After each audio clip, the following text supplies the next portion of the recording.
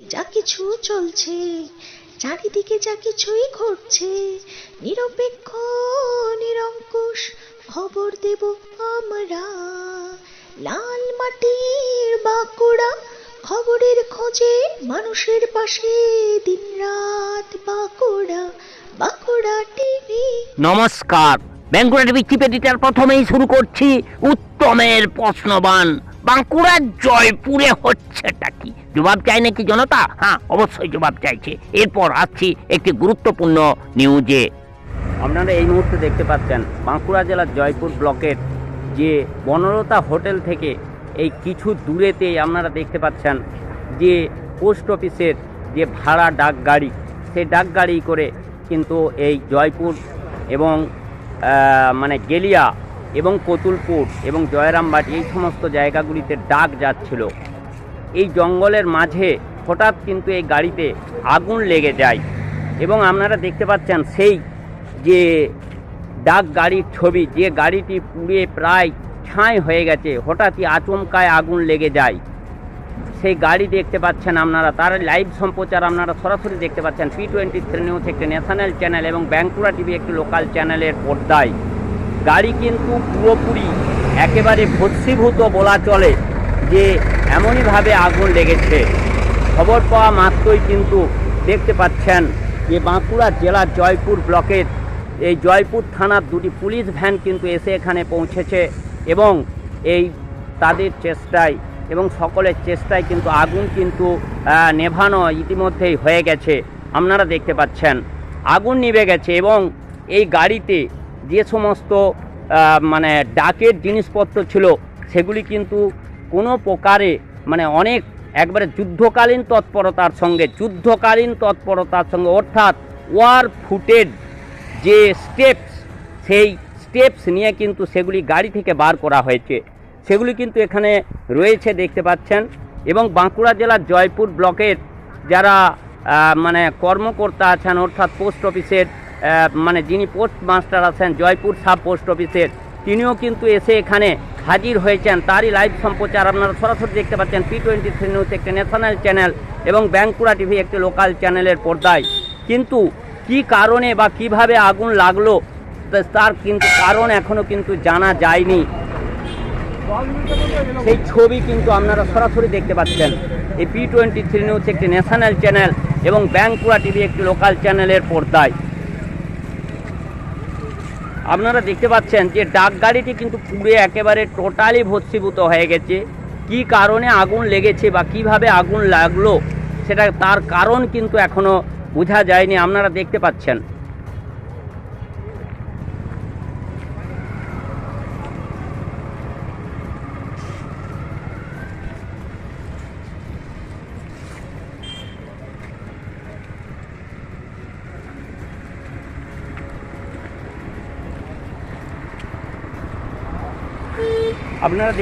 এখানে কিন্তু এই যে মালপত্রগুলি নামানো রয়েছে, সেখানে কিন্তু আপনারা দেখতে পাচ্ছেন যে ডাক বিভাগের যে টিকিট, সেই টিকিট অর্থাৎ ইন্ডিয়ান পোস্ট, সেই ইন্ডিয়ান পোস্টের কিন্তু টিকিট কিন্তু চিটানো রয়েছে। আপনারা দেখতে পাচ্ছেন বাঁকুড়া জেলার জয়পুর ব্লকের যে জয়পুর সাব পোস্ট অফিসের যারা কর্মকর্তা, তারা কিন্তু ইতিমধ্যেই এখানে এসে পৌঁছে গেছেন এবং ওনারা চেষ্টা করছেন যে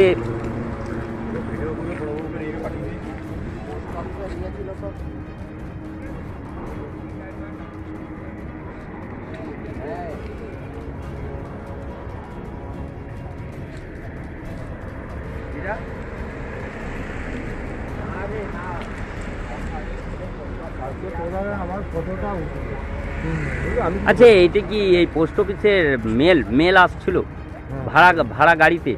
না, এটা আমাদের এটা অ্যারেঞ্জমেন্ট করা আছে, কন্ট্যাক্টে করা আছে। সেই মেল সার্ভিস, মেল মোটর, এই সার্ভিসের মাধ্যমে আমাদের বাঁকুড়া থেকে, বাঁকুড়া RMS থেকে বিভিন্ন জায়গায় কাজগুলো আসছে।